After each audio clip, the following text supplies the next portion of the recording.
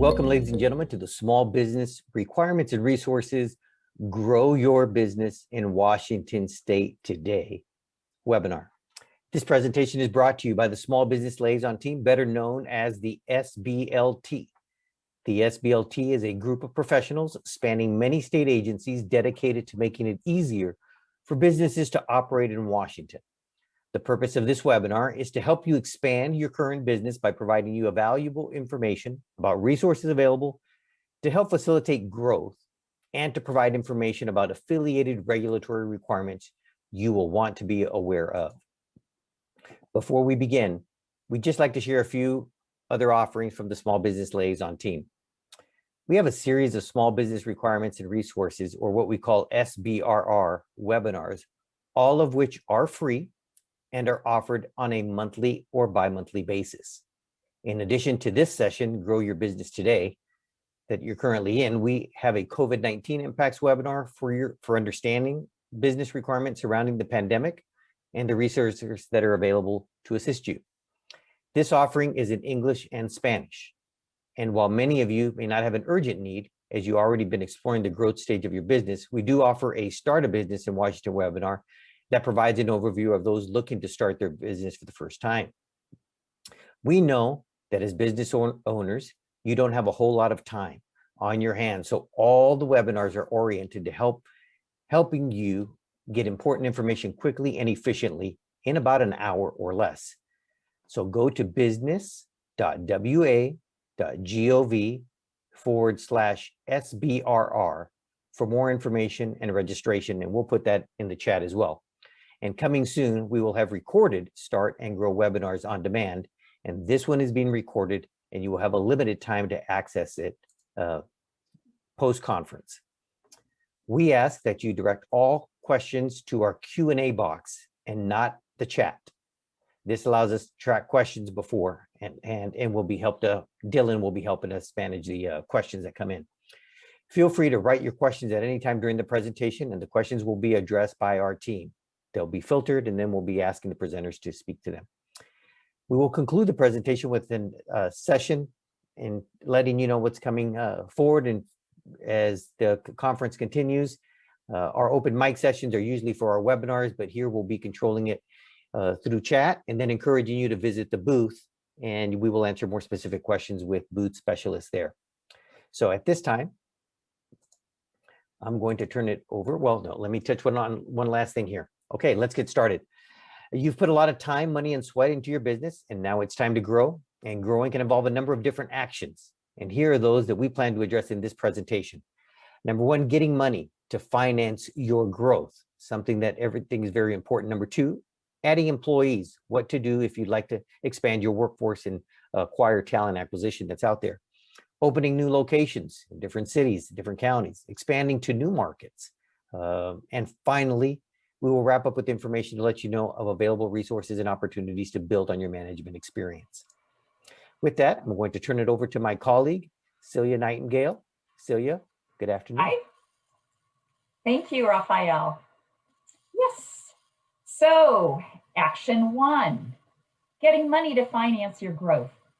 You may be one of those very rare businesses that has plenty of money to fund growth, but that's not the norm. Growth can be financed in many ways. Here's a list of several options. A few of these the state can help you with, and we'll talk about those in a minute, but others not so much. To explore financing options, we recommend you connect with organizations that provide advising and other small business services. Here are some of them. They can tell you more about the options, discuss which may make the most sense for your business, and help you prepare cash flow projections and other documents that funders will need.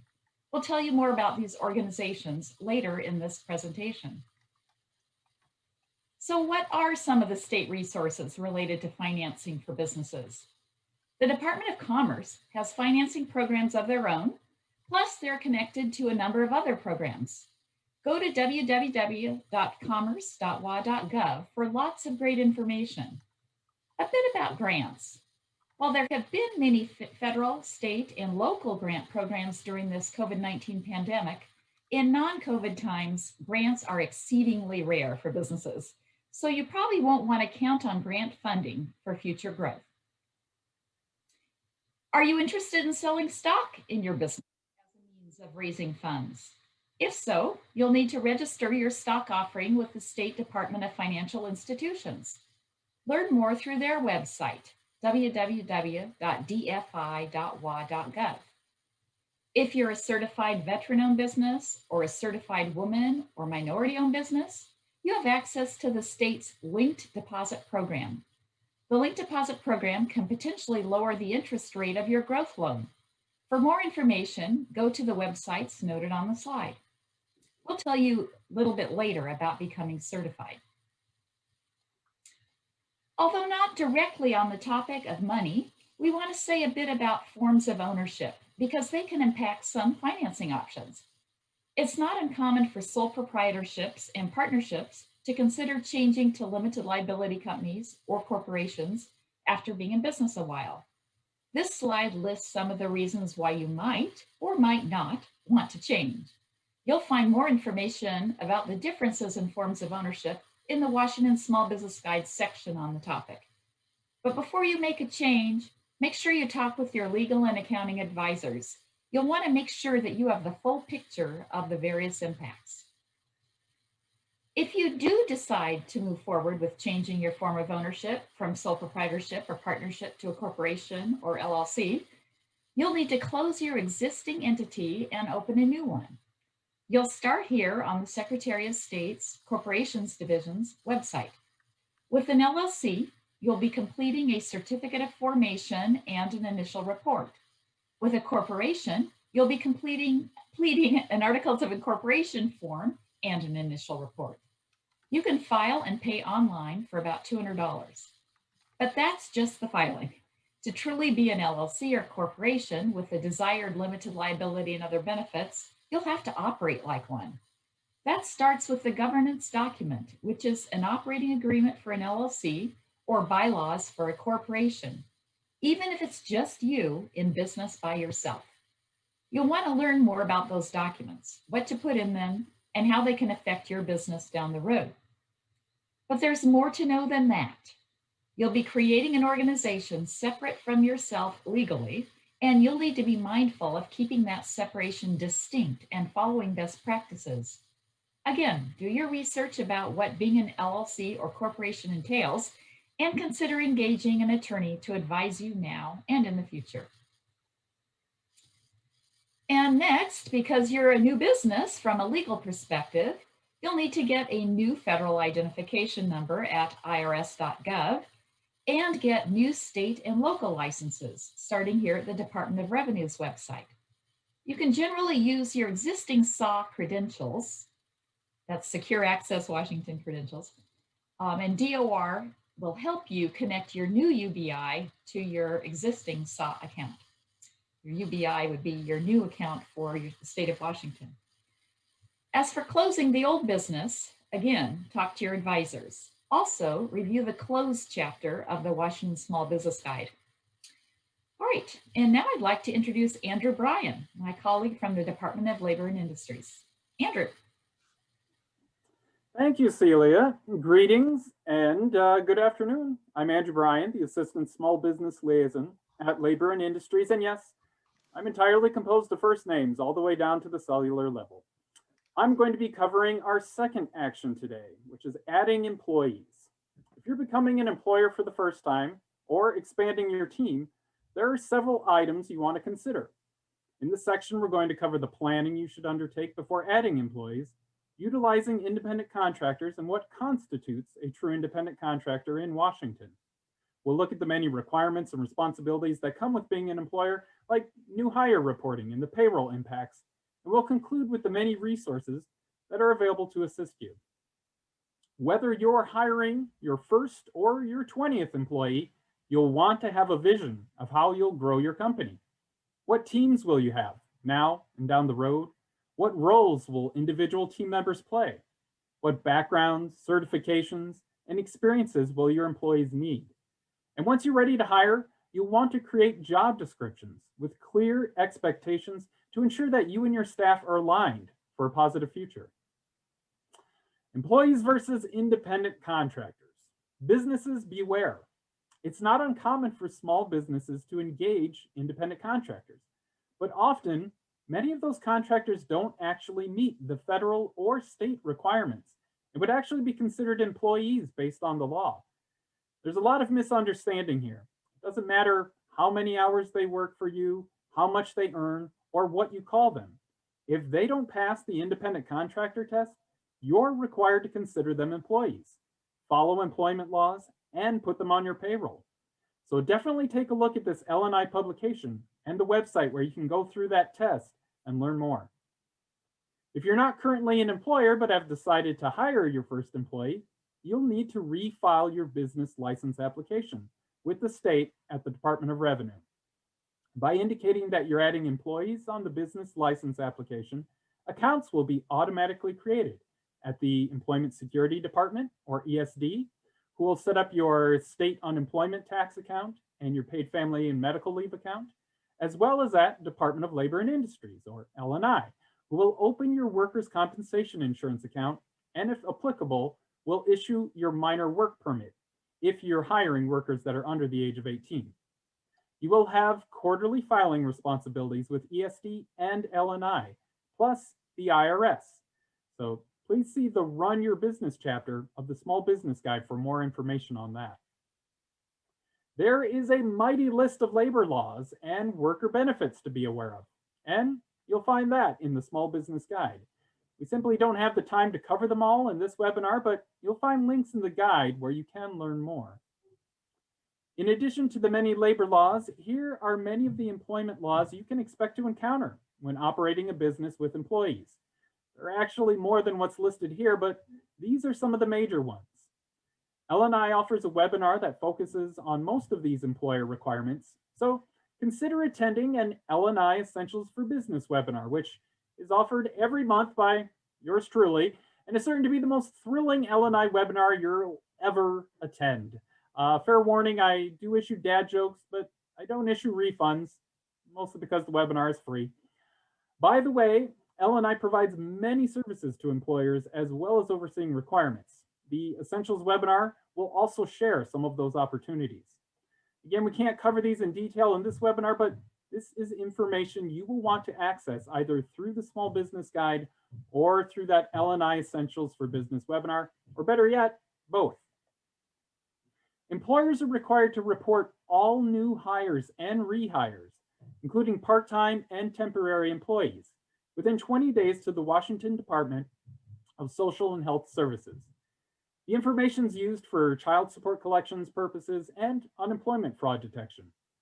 You will report employee name, address, birth date, social security number, and hire date through the Secure Access Washington website.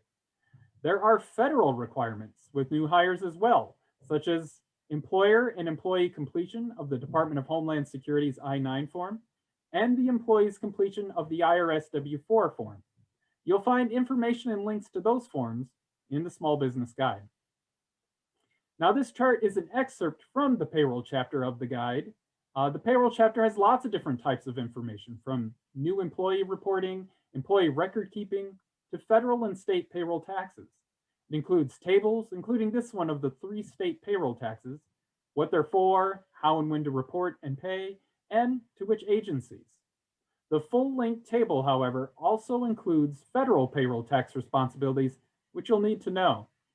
In addition to what the payroll section provides, there's further information about your ongoing tax responsibilities in the Run chapter of the guide. Also in the payroll section, we have a payroll calculator.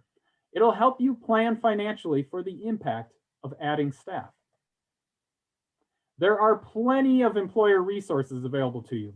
This webpage shows some of what the Employment Security Department has to offer, including tax credits, data on local wage rates, and advertising for your job openings. We encourage you to get to know your local workforce and WorkSource business representatives and the regional economists as valuable resources. As an employer, you have many responsibilities regarding the safety of your workers. Not only are you tasked with providing a safe and healthy workplace and complying with safety standards, every employer is required to have an active, written, Accident Prevention Program, or APP. For help meeting both of those requirements, L&I has a team of statewide consultants that will come to your business to perform free confidential consultations. Yes, free and confidential, meaning any safety compliance issues discovered will not be shared with L&I's compliance inspectors, nor will citations or fines be issued. These consultants can assist you with creating an APP that fits your business's specific needs and can alert you about any hazards that need correcting. And with that, I will turn it over to Cindy Autochovich of the Department of Revenue for our third action. Take it away, Cindy. Thanks, Andrew. All right, so now on to growth action 3, which is new locations. So to many, growing a business means adding new locations, maybe a second fitness center, coffee shops in new neighborhoods, another manufacturing location, or construction services offered in more cities. The pandemic has led us to big changes in the availability and pricing of commercial space, so it may be a good time for that kind of growth. How do you learn about options? Your region's economic development organization is likely to know about available space in your area, as are real estate professionals. So how do you learn if the space is the right option for you? You'll want to do your homework. The same economic development organizations plus public libraries, you'll be amazed at the powerful databases they make available to you that can help you understand the local demographics. How many people of what age and what income level live within a specific radius of a particular location? And cities and counties have data too. And traffic studies to know, for example, how many people pass by a particular location every day. Whether your new locations are permanent sites or whether you're just providing services in new locations, you'll need to look into licenses and sales tax rates. So for brick and mortar locations, be sure to update your state business license. You'll need to file a business license application to add a new location. You'll also need to check with the city to see if a city business license is required. Most cities require a local business license. A list of cities is available on DOR's website at dor.wa.gov/city endorsements, as you see there on the screen. For cities that partner with the Department of Revenue, you can get your license at the same time you update your business license application. But for cities that don't partner with Department of Revenue, reach out to them directly to find out what you'll need. Check city and county permit requirements as well. And be sure to know the correct local sales tax rate to charge when you're doing business in a particular city. We have several ways for you to determine your tax rate on our website at dor.wa.gov/sales tax rates. Again, that's showed on your screen, and through our free tax rate lookup mobile app. Now, for new service locations, you'll also need to file a new business license application to add a new location to your existing license, and you'll also want to verify the sales tax rate you'll need to charge your customers. And now moving from growth action 3 to action 4, new markets. So we're addressing the expansion of what you sell, who you sell to, and how you sell it. For the what, we encourage you to meet with business advisors to help you assess what products or service additions or enhancements may make sense for your target market and your other goals. So here are a few things to think about as you explore potential options. What are your customers telling you? Have you asked for things you haven't been able to provide? And can you package things together for their benefit? Next slide. Be aware that new products and services can come new regulatory requirements. For example, let's say you're a coffee shop and want to expand to offer wine during the evenings. That will require licensing with the Liquor and Cannabis Board. Or let's say you're a landscape maintenance firm and you're planning to expand to constructing patios and fences. That requires a contractor registration with the Department of Labor and Industries. Additionally, you'll have new workers' compensation insurance rates and new worker safety and health responsibilities. Perhaps you're an arborist and see demand for a particular type of tree that's hard to come by. So you decide to propagate and sell them on the side. That will require a nursery license. In addition to new licenses, different products and services may mean different tax responsibilities with the Department of Revenue and different reporting requirements to other agencies as well. So how do you learn what all will be required? The licensing wizard found at dor.wa.gov/license wizard is very helpful for that. Enter your new scenario and it will respond with licensing requirements. Consult the small business guide or use the chat on business.wa.gov. and your business advisors should be helpful too. Consider expanding how you sell. We've learned through the pandemic how critical it is to have a solid online presence. Optimize your website, bring in some expertise to help you. Visual appeal, use limited words, well chosen for easy reading and action. Use images that are relevant and powerful. Make your top tasks easy to find and easy to complete, whether the end goal is to make a purchase, set an appointment, or ask for a follow-up call. Look for opportunities for strategic cross-links with other businesses. Social media, consumers in many markets and age groups want quick sound bites, today's special or sale product of the week. Also try out e-newsletters, blogs, and posts. Choose wisely and in small bits, meaning only take on what you have time to actively update. Customers will look elsewhere if you have outdated, expired, or stale content. Provide fresh messages daily, feature a product, service, or feature a team member to share the human side of your small business. Next slide. And now who you sell to. Selling to a broader geography can provide opportunity for growth. Research where there are underserved markets. Can you reach them through online methods? Can you reach them through distributors? What about selling products and services to the government? Governments buy billions of dollars of products and services. So why shouldn't they buy some from you? But more on that later. Consider selling overseas. People think about selling products, but many professional services are also potentially lucrative exports. There are several state and federal programs that can help you. Just know you don't have to go it alone with exploring international markets. There are several no-cost state and federal programs that can help you. They can help you learn the best countries for your products and services. They can help you with logistics and financing, and they can help you with marketing, potentially including opportunities with state trade missions. The State Department of Commerce has excellent online resources and trade experts you can talk to. And there are also trade experts in the Small Business Development Center network, as well as with the Export Assistance Center in Seattle. And now I'd like to introduce Caleb McInvale from the Office of Minority and Women's Business Enterprises. Thank you, Cindy. And I'm going to talk about government markets. And as for the government market, it's vast. You probably think of office supplies, road construction, military hardware and such, but it goes way beyond that. It could be catering a meeting, pest management on state property, team building training for a work team. The list is nearly endless. There are many different types of government buyers, from federal, state, and local government agencies to ports, libraries, school districts, military bases, public hospitals, and others. And many governments have small business and other targeted purchasing goals. So how do you learn more about selling to the government? This page from the Washington State Department of Enterprise Services is helpful. And another great resource is Washington PTAC, the Procurement Technical Assistance Center. PTAC has no-cost contracting experts located in 8 centers statewide and available virtually during the pandemic. They provide one-on-one business advising, a variety of trainings, conferences with opportunities to meet prospective buyers, and more. They can help you determine who buys what you sell, how to learn about opportunities and how to prepare a bid, and how to successfully manage your public contracts. PTAC can also help you determine what types of certifications might be helpful to you and whether you're qualified and how to obtain them. More on that next.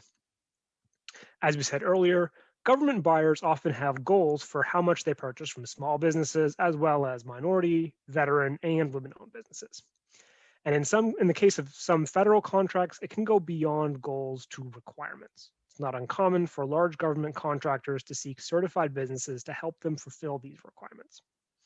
Certification programs we discussed today are in fact specifically designed with government contracting in mind.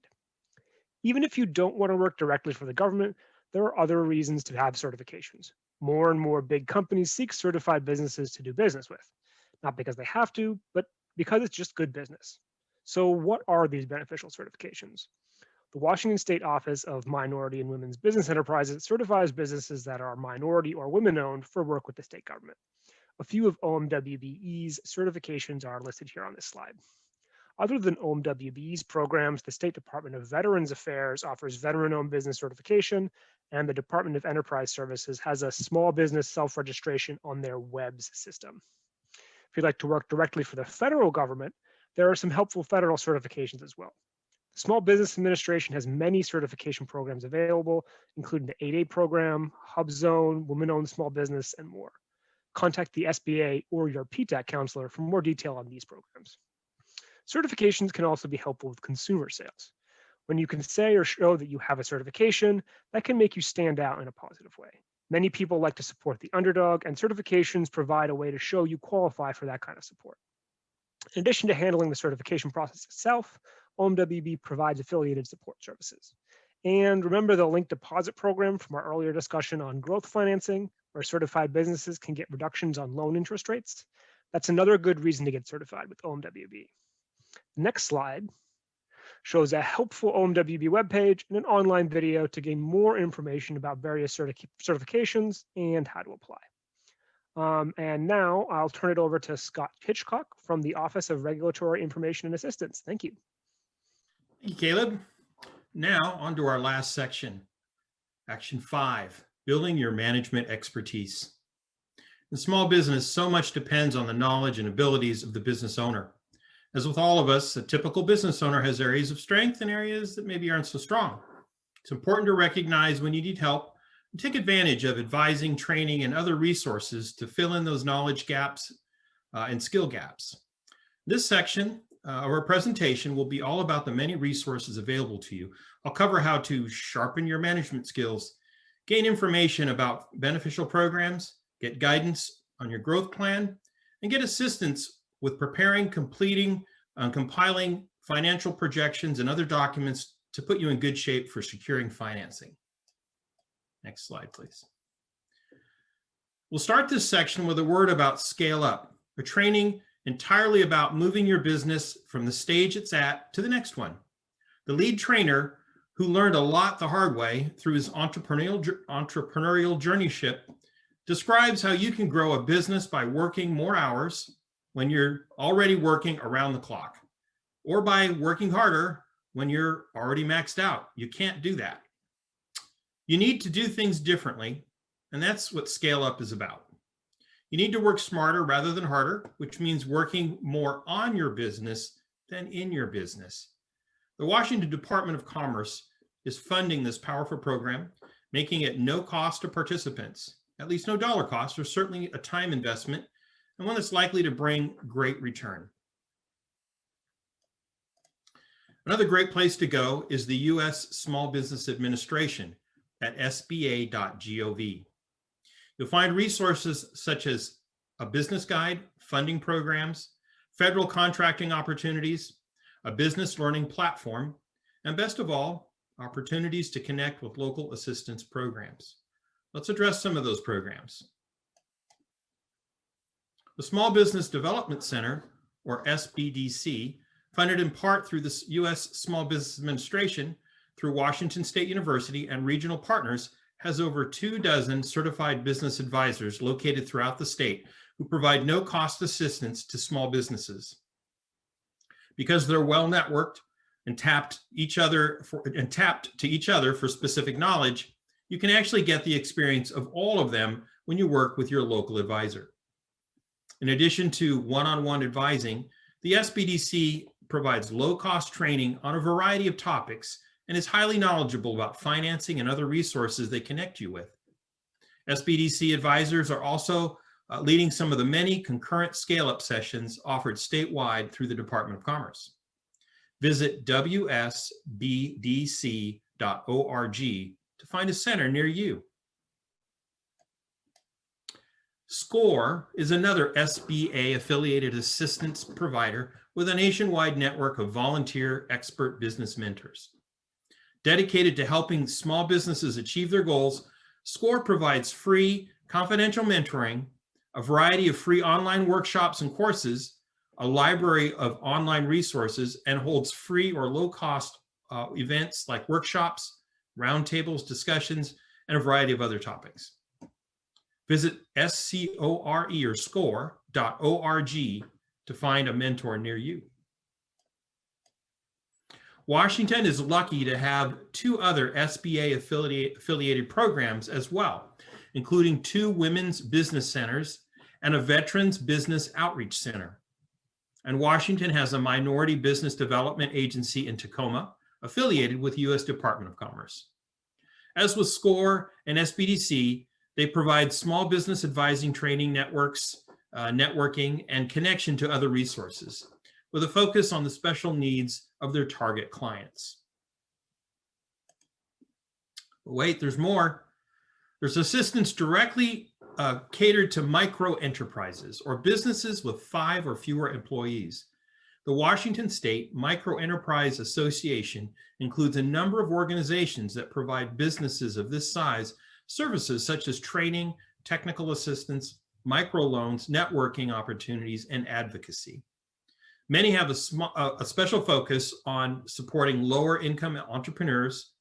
Visit WSMA's website, as you see on this slide, to see what's available in your community. Additionally, several economic development organizations also provide small business services.